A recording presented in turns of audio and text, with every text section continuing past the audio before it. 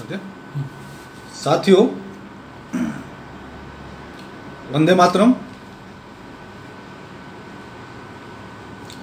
साथियों, आज की चर्चा का जो विषय है वो है क्या कोरोना वायरस की तथाकथित दवा हाइड्रोक्सी क्लोरोक्वीन से कोरोना मरीज की मृत्यु हो सकती है। तो आज का टॉपिक हम डिस्कस करें उसके पहले मैं आज दिनांक 11 अप्रैल 2020 नवभारत टाइम्स की कुछ खबर मैं आपके सामने रखता हूं। मित्रों, WHO ने गलती मानी, भारत में कोरोना की तीसरी स्टेज नहीं। मैं आपको पहले ही दिन से बता रहा हूं मित्रों कि इस षड्यंत्र के अंदर WHO पूरी तरह से शामिल है। WHO ने पहले एक माहौल बनाया कि भारत तीसरी स्टेज में आ जाएगा, चौथी स्टेज में आ जाएगा, लाखों लोग मरेंगे, करोड़ों लोग मरेंगे। तो किस प्रकार से ये लोग अपने तथ्यों को बदल देते हैं, किस प्रकार से लोग कहते हैं कि जी नहीं, ये हमसे गलती हो गई, आपसे इतनी बड़ी गलती हो गई, आपने लाखों करोड़ों अरबों लोगों को दहशत में रखा।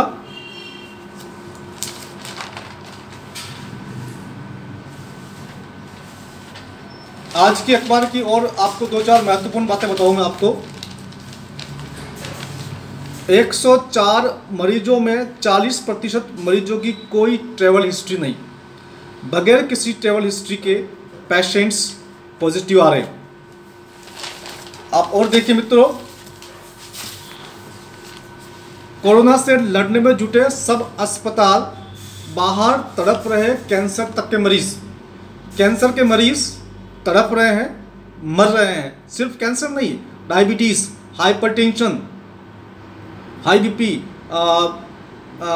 ब्रेन हेमरेज, ब्रेन इन्फेक्शन, अन्य बीमारियों से जो लोग मर रहे हैं, जिनका ट्रीटमेंट नहीं हो पा रहा है, उनकी संख्या कई हजार लाखों के अंदर है मित्रों। कैंसर मरीजों का बुरा हाल, नहीं हो पाया डायलिसिस के पेशेंट को हर 2 दिन में, 4 दिन में, 5 दिन में, 10 दिन में, 15 दिन में डायलिसिस होती है, अलग अलग पेशेंट के हिसाब से। किसी को 5 दिन में होती है, किसी को 15 दिन में होती है। डायलिसिस नहीं हो पा रहा है, लोगों का लोगों का ब्लड यूरिया और ब्लड क्रिएटिनिन बढ़ रहा है, उससे किडनी और खराब हो रही है। CT स्कैन मशीन हुई खराब। अब CT स्कैन मशीन ठीक करने के लिए इंजीनियर आएगा, कैसे आएगा? बाइक से आएगा, बाइक खराब हो गई, कैसे आएगा? सारी सर्विसेज जो होती है वो ऑलमोस्ट कंपलसरी होती है।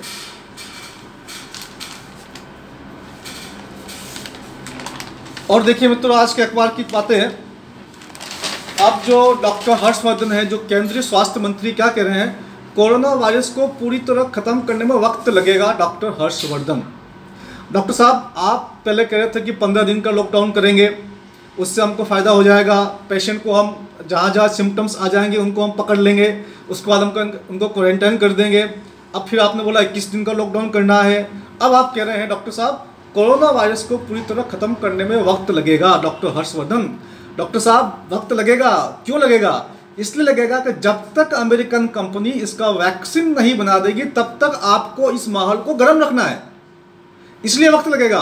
इसलिए आप लोगों को समझा रहा हूं भैया, माहौल गर्म रहे। एक न्यूज और है, कोरोना के साथ डेंगू करेगा तंग बड़े मामले। मित्रों, अभी मच्छर बहुत बढ़ चुके हैं। इस समय मच्छरों की ग्रोथ बहुत ज़्यादा हो चुकी है, जगह जगह मच्छर है। डेंगू और मलेरिया बहुत तेजी के साथ फैलेगा। इधर हम कोरोना की बात करते रहेंगे और डेंगू और मलेरिया से पता नहीं कितने लोग मर जाएंगे।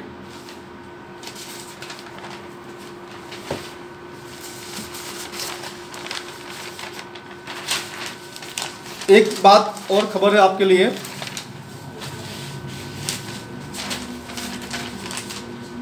लॉकडाउन लंबा सहना भारत जैसे देश के लिए मुश्किल। फिक्की, यही बात मैं दे रहा हूँ, यही बात मैं पहले दिन से कह रहा हूँ। लॉकडाउन देश के लिए घातक होगा, देश के लिए नुकसानदायक होगा। ये जनहित में नहीं है, ये राष्ट्रहित में नहीं है। इस बात को कुछ मित्र लोग समझ नहीं पा रहे हैं, उनको भी अब बात समझनी पड़ेगी। मेरी बात को कुछ लोग इसलिए ठीक नहीं लगती उनको मेरी बात, उनको लगता है कि मैं किसी पार्टी के खिलाफ बोल रहा हूँ या मैं किसी व्यक्ति के खिलाफ बोल रहा हूँ, उनकी व्यक्तिवाद और उनकी पार्टी के प्रति निष्ठा की वजह से वो लोग तथ्यों को जान करके, तथ्यों को देख करके, तथ्यों को समझ करके भी अपनी आंखें बंद किए हुए हैं। उन लोगों से मेरा हाथ जोड़ कर अनुरोध है कि आप पार्टीवाद से अलग हटिए, आप व्यक्तिवाद से अलग हटिए, राष्ट्र हित में, देश हित में चिंतन कीजिए और आप इस गंभीर बात को समझिए कि किस प्रकार से ये हमारा लॉकडाउन हमारे देश के लिए बहुत ज़्यादा घातक होने वाला है। कोरोना से दुनिया में बढ़ेगी गरीबी। हिंदुस्तान के अंदर कोरोना से 16 कई करोड़ लोगों की नौकरी जाने वाली है। 16 करोड़ 80 लाख का आंकड़ा एक बार बीच में आया था। तो मित्रों, ये आज की कुछ खबर थी जिसकी वजह से आप समझ सकते हैं कि लॉकडाउन से ज़्यादा परेशानी हो रही है, ज़्यादा समस्या हो रही है, बेरोजगारी होगी और गरीबी फैलेगी। लॉकडाउन जितनी बड़ी महामारी को बचाने की बात कर रहे हैं वो उतनी बड़ी महामारी है नहीं, उसको षड्यंत्रपूर्वक महामारी घोषित किया जा रहा है, महामारी बताया जा रहा है। तो मित्रों, हम लोग जो काम कर रहे हैं, हमारी सरकार जो काम कर रही है, मैं उनसे हाथ जोड़ के अनुरोध है, मैं कहना चाहता हूं कि क्या सरकार, देश की सरकार, क्या भारत सरकार WHO का गुलाम है? क्या भारत सरकार WHO का गुलाम है? आप सोचिए, क्या हम WHO का प्रोटोकॉल यूज करेंगे? हमारे पास एक बात तो समाधान है कि WHO का प्रोटोकॉल यूज करेंगे। हमारा स्वदेशी अभियान कहाँ गया? हमारा आयुर्वेद कहाँ गया? यज्ञ हवन की हमारी विद्या कहाँ चली गई? हमारी धार्मिक आस्था कहाँ चली गई? हम सर्वशक्तिमान भगवान महादेव को मानते हैं, जो कल तक भगवान महादेव को मानते थे, उनकी आस्था का क्या हुआ? तो मित्रों, इस बात को आपको समझने की आवश्यकता है। ये सब क्यों हो रहा है, कैसे हो रहा है, मैं आपको बार बार समझा रहा हूँ कि लॉकडाउन किसी भी कीमत पर राष्ट्र हित में नहीं है, देश हित में नहीं है, जनहित में नहीं है। मित्रों, मैं आपको राजीव दीक्षित जी का एक वीडियो में आपको देखने के लिए कहूँगा, आपको मिल जाएगा, आप उस वीडियो को देखिएगा। उस वीडियो में उन्होंने क्या बताया, राजीव दीक्षित जी ने अपने व्याख्यान में क्या बताया, उसकी मैं कुछ बातें आपको बताना चाहता हूँ। उसको बड़ा आप ध्यान से सुनिएगा, बड़ा ही गंभीर मामला है वो। 1916-1918 में एवियन फ्लू नाम की एक बीमारी हुई थी। 1916, 1917, 1918 में एवियन फ्लू नाम की एक बीमारी हुई थी, जिससे पूरी दुनिया के अंदर 4.5 करोड़ लोग संक्रमित हुए थे। 4,50,00,000 लोग एवियन फ्लू से संक्रमित हुए थे और मरने वालों की संख्या थी 6,000। तो मित्रों, आप बात को समझना, संक्रमण तो बहुत ज़्यादा हो सकता है, उसमें कोई बड़ी बात नहीं है, लेकिन उस संक्रमण का पूरी दुनिया में, खासतौर से अमेरिका में हल्ला मचाया गया।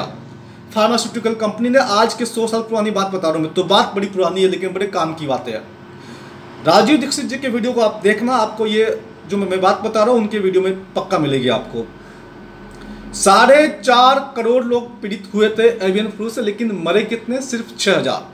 कंपनियों ने आनंद फानन के अंदर उसका टीका लॉन्च किया, वैक्सीन लॉन्च किया कि भैया बहुत लोग मर रहे हैं, वैक्सीन लॉन्च करो, बड़ा इन्फेक्शन फैल रहा है, वैक्सीन लॉन्च करो, वैक्सीन लॉन्च करो। और वो वैक्सीन लगाया गया, धड़ल्ले से वैक्सीन लगाया गया, सबको लगाया गया। और मित्रों, उस वैक्सीन से 60 लाख लोग मर गए।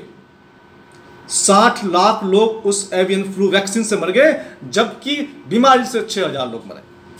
मित्रों, इसके अलावा उस वैक्सीन से कितने अपंग हुए, कितनों को दूसरी बीमारी हुई, कितनी माताओं बहनों को क्या समस्या हुई, कितने गर्भ गिरे, ये उसका कोई हिसाब किताब नहीं है। मित्रों, इस बात को समझना, यही होने वाला है।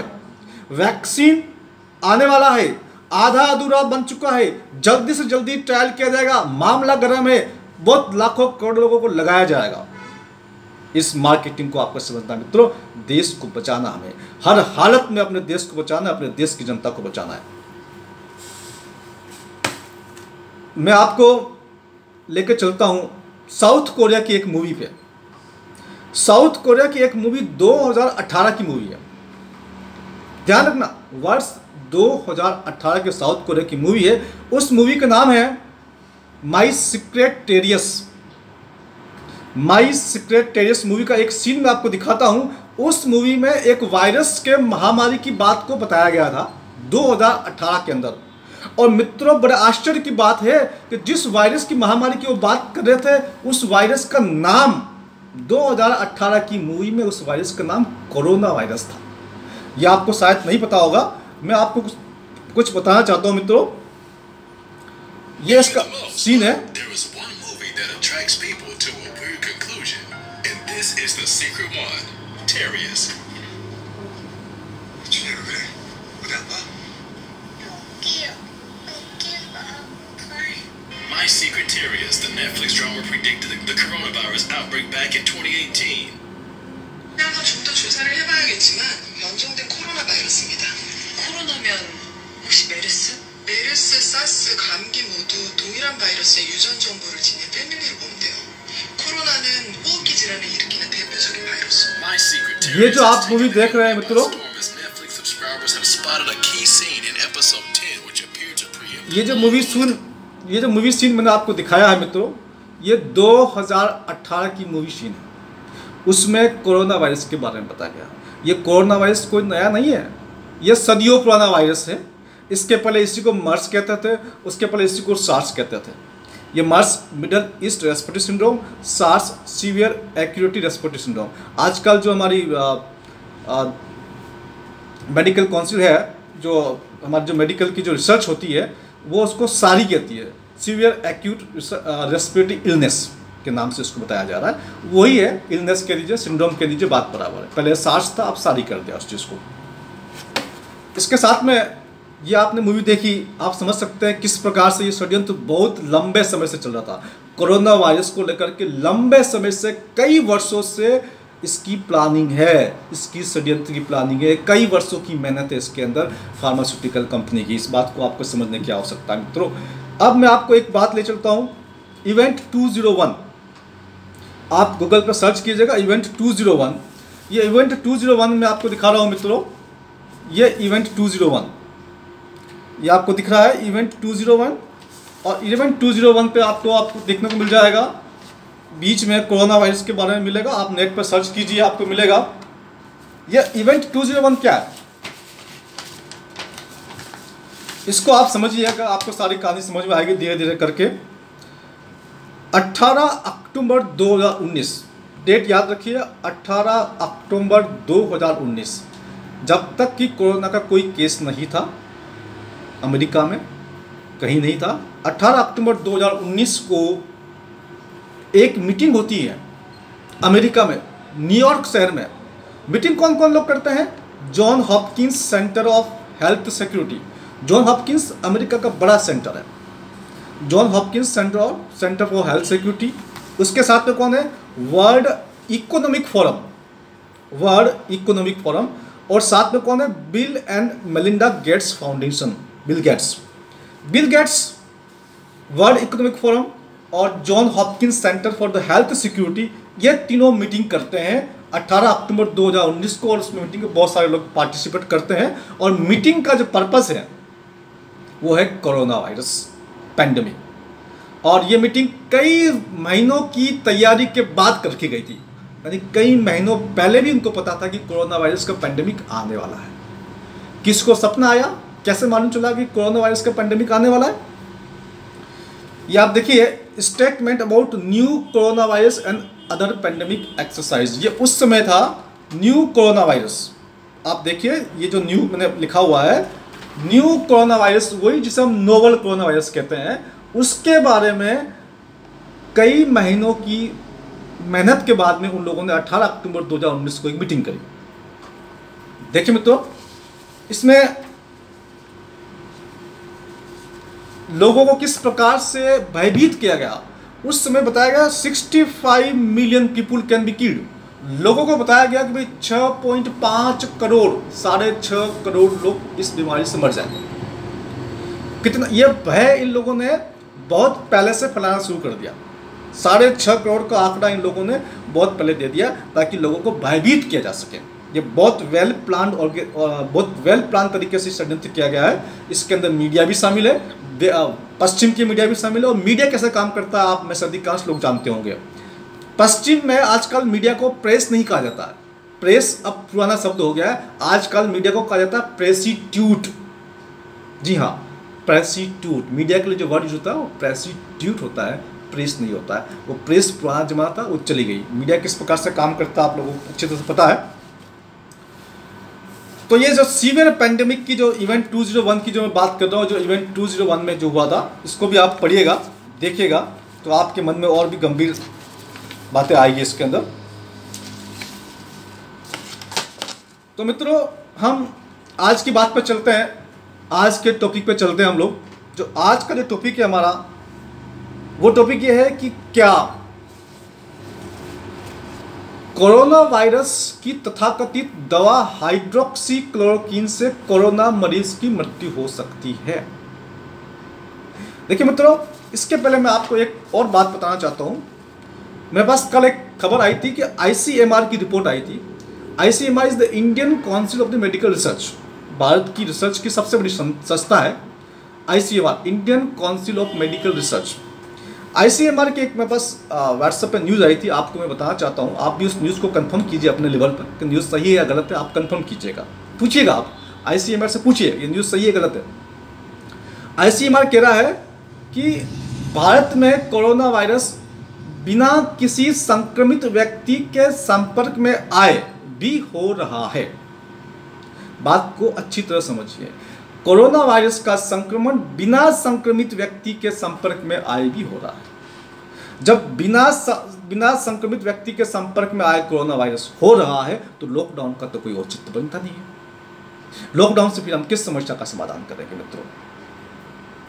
ये वायरस है, ये छोटा नहीं, ये बहुत छोटा नहीं, ये बहुत छोटा नहीं, ये बहुत बहुत बहुत बहुत बहुत छोटा होता है। ये आपका कहीं भी, ये तो हमेशा रहता ही है आपके एनवायरमेंट में। इसको कोई ये बिल्ली या कुत्ता नहीं है कि उसको अपने दरवाज़ा लगा करके बंद कर सकते हो आप। मित्रों, इस बात को आपको समझना है। कैसे कैसे आपको डराया जा रहा है। टाइगर में हो गया कोरोना वायरस, ये भी खबर आ रही है। एक खबर आ रही है घड़ियाल में हो गया कोरोना वायरस।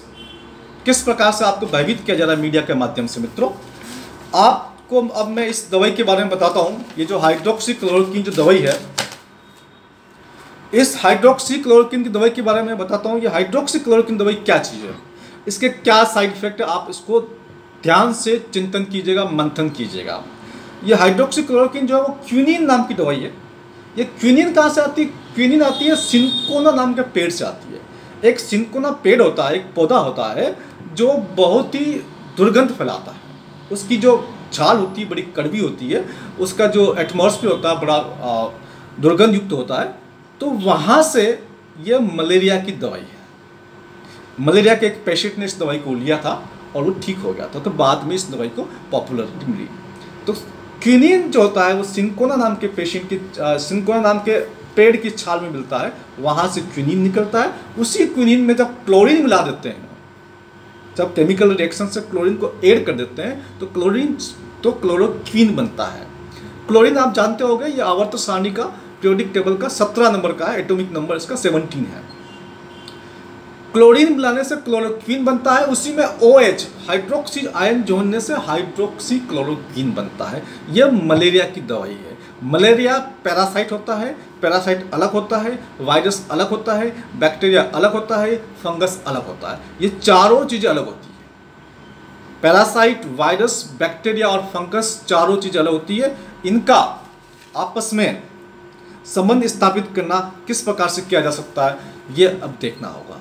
क्या कोई anti malarial drug, antiviral drug बन सकती है? इस बारे में मैंने कई लोगों से पूछा, किसी ने मुझे इसको, मैंने अपने कई डॉक्टर दोस्तों से पूछा। मैंने कहा आप मुझे बताइए, आप मुझे समझाइए कैसे एक anti malarial drug, antiviral drug बन सकती है। मित्रों, चलिए वो शोध का विषय है, हम इस पर और शोध करते रहेंगे। लेकिन अभी मैं आपको बताता हूँ कि इसका साइड इफेक्ट क्या है।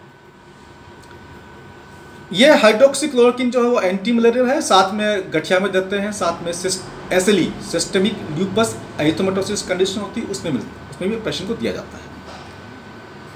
साइड इफेक्ट पे चलते हैं मित्रों। तो साइड इफेक्ट जो होता है, मैं आपको एक साइट पर लिखता हूँ, drugs.com, एक वेबसाइट है drugs.com, DRUGS, drugs.com। इस drugs.com पे मैंने इस साइड इफेक्ट को चेक किया है, वो मैं आपको बताता हूँ। विजन चेंज, विजन डैमेज, यानी कि आंखों की रोशनी में बदलाव, आंखों की रोशनी का खराब होना। हार्ट डिजीज, हृदय की बीमारी करना।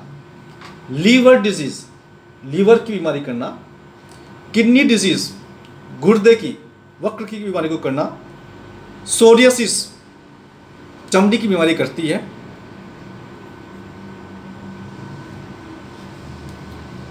तो ये आपको मैंने बताया drugs.com एक वेबसाइट है वहाँ से। अब मैं आपको ले चलता हूँ एक और वेबसाइट के ऊपर, वो है healthline.com, HEALTHAINE, healthline.com।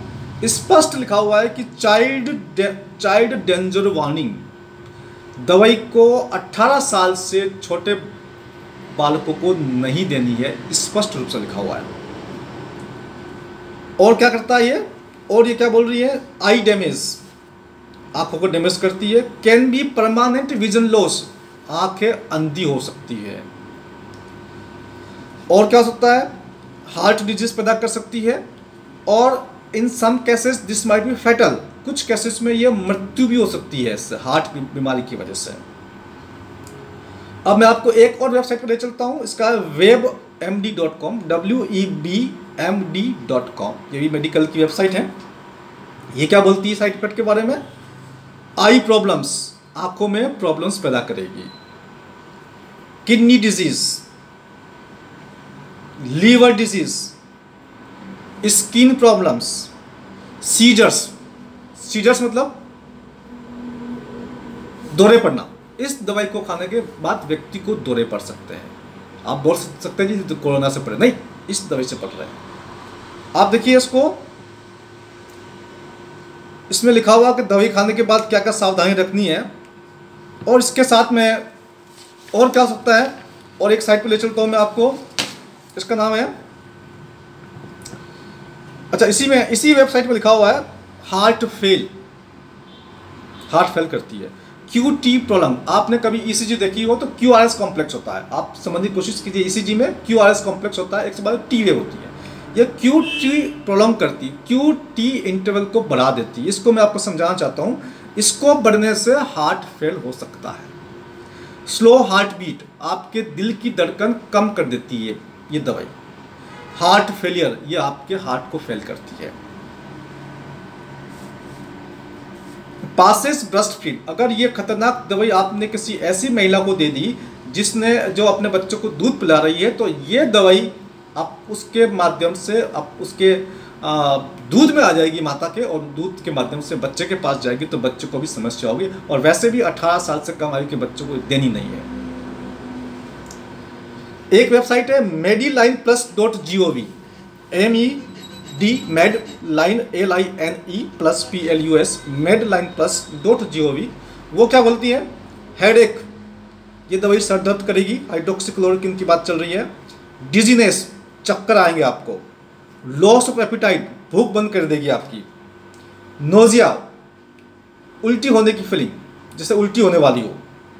डायरिया, दस्त, अब ये दवाई आपको दस्त कर देगी, और दस्त से आपकी मृत्यु होगी। तो स्टमक पेन, दर्द होगा स्टमक के एरिया पे। वोमिटिंग, उल्टी होगी इस दवाई से। स्किन रैश, स्किन पे रैश पैदा होगी। रीडिंग डिफिकल्टी, पढ़ने में दिक्कत आएगी। सीइंग डिफिकल्टी, देखने में डिफिकल्टी होगी। ब्लरिंग ऑफ विजन, धुंधलापन, धुंधला दिखेगा आपको। रिंगिंग इन ईयर्स, कानों में झंझनाहट। मसल वीकनेस, मसल्स की कमजोरी। ब्लीडिंग ऑफ स्किन, स्किन से खून आना शुरू हो जाएगा, ब्लीडिंग स्किन। अब आप बोलेंगे डॉक्टर, कोई बोल सकता है जी इसके तो कोरोना की वजह से खून आ गया। क्या पता कोरोना से आया या इस दवाई से आया, अभी तक इस पर कोई जांच नहीं हुई है। मेंटल चेंजेस, मानसिक रोग, मानसिक चेंजेस। ड्रोजीनेस, तंद्रा। कन्वर्जेंस, हाथ पैरों को अकड़ना। तो मित्रों, ये आपको मैंने बताया किस प्रकार से ये मेडिसिन, हाइड्रोक्सीक्लोरोक्विन मेडिसिन, बड़ी ही खतरनाक दवाई है। ये दवाई एंटी मलेरियल है अभी तक, और ये इस दवाई का एंटी वायरल से कोई मतलब नहीं है। मित्रों, आपको इस बात को समझना है कि जब किसी पेशेंट को क्वारंटाइन किया जाता है तो उसको तमाम तरह की दवाई दी जाती है। हाइड्रोक्सीक्लोरोक्विन भी दी जा रही है, इसके अलावा HIV की दवाई, इबोला वायरस की दवाई भी इनको दी जा रही है। उन दवाई के कितने साइड इफेक्ट हैं, क्या पेशेंट उन दवाई के साइड इफेक्ट से मर रहा है या पेशेंट बीमारी से मर रहा है, इस बात को समझने की आवश्यकता है कि पेशेंट बीमारी से मर रहा है या दवाई से मर रहा है। इस पे सवाल खड़े होते हैं। आप सवाल खड़े कीजिए, मैं सवाल खड़ा कर रहा हूँ, मैं आपके साथ खड़ा हूँ, आप सवाल खड़े कीजिए। आप ICMR से क्वेश्चन पूछिए, Indian council of medical research से पूछिए कि आप हाइड्रोक्सीक्लोरोक्विन की देने की बात कर रहे हैं, कितने पेशेंट में आपने दी, क्या रिजल्ट था उसके अंदर, कितने पेशेंट को साइड इफेक्ट आए और कितने लोग साइड इफेक्ट से मरे। मित्रों, ये दवाई का एक्सपेरिमेंट फ्रांस ने पहले किया था। फ्रांस को शुरू में लगा था कि दवाई काफ़ी अच्छी इफेक्टिव है, लेकिन फ्रांस अब क्या कह रहा है, अब फ्रांस ये कह रहा है कि कि ये दवाई बंद कर दो। फ्रांस कह रहा है, जिसने ये सबसे पहले स्टडी किया और निकाला उसका अमेरिकन डॉक्टर ने विरोध किया, अमेरिका के कुछ डॉक्टर ने विरोध किया। मैंने कल आपको 2 डॉक्टर के नाम बताए थे, आप उसका कल का वीडियो आप चेक कर लीजिएगा। उन्होंने बोला कि दवाई इतनी इफेक्टिव नहीं है और इतना कोई उसका स्टडी प्रॉपर नहीं है। अब उसी फ्रांस ने जिसने स्टडी की थी वो ये कह रहा है कि इतनी इफेक्टिव दवाई नहीं है, ये इसको हम बंद कर रहे हैं। तो मित्रों, अब आपके सामने सवाल है, फिर बता रहा हूँ मैं आपको, जो इटली में जो मौतें हुई है, जिसको काफ़ी बढ़ा चढ़ा के बताया जा रहा है, जितनी मौतें हुई है उसमें से 50% लोगों को 3 बीमारी और थी, 50% मरीजों को, 25% को 2 बीमारी और थी, 24% को 1 बीमारी और थी। जितना डेथ का आंकड़ा बताया जा रहा है उस डेथ का 1%, यानी कि जो टोटल इंसिडेंस है, टोटल केस का 0.12%, 0.12% ही actual cause of corona death है, जो कि सामान्य फ्लू के आसपास है। बिल्कुल भी घबराने की आवश्यकता नहीं मित्रों। इसके साथ में जो दवाई जो दी जा रही है हाइड्रोक्सीक्लोरोक्विन और तमाम एंटीवायरल जो ड्रग दी जा रही है, उनके साइड इफेक्ट पर चर्चा नहीं हो रही है, इसलिए यह सवाल उठाना लाजमी है मित्रों। मैं उठा रहा हूँ, आप भी उठाइए। जब सवाल उठेंगे तो अथॉरिटी को जवाब देना पड़ेगा। तो मित्रों, अब हम क्या करें, देश तो बर्बादी की तरफ जा रहा है, हम इसको रोकने की पूरी कोशिश कर रहे हैं। सरकार से हम निवेदन करते हैं, सरकार से हम रिक्वेस्ट करते हैं, सरकार से हम हाथ जोड़ते हैं। मैं आप लोगों से निवेदन करता हूं, आपसे हाथ जोड़ता हूं कि इस बात को पार्टी के स्तर पर न लें, इस बात को व्यक्ति के स्तर पर न लें, इस बात को देश हित में, राष्ट्र हित में, जनहित में चिंतन करें कि किस प्रकार से ये लॉकडाउन हमारे देश के लिए, खास तौर से हमारा देश इतना विकसित नहीं है, आने वाले समय में हमारे देश की क्या स्थिति होगी, इसको आपको चिंता करने की आवश्यकता है। हम सब लोग प्रधानमंत्री से, समस्त मंत्रिमंडल से, सभी मुख्यमंत्रियों से, अन्य मंत्रिमंडल से, अन्य मंत्रियों से निवेदन करते हैं कि लॉकडाउन हमारे देश में हित में नहीं है, जनहित राष्ट्र में हित में नहीं है। कृपया करके इस लॉकडाउन को जल्दी से जल्दी समाप्त करें।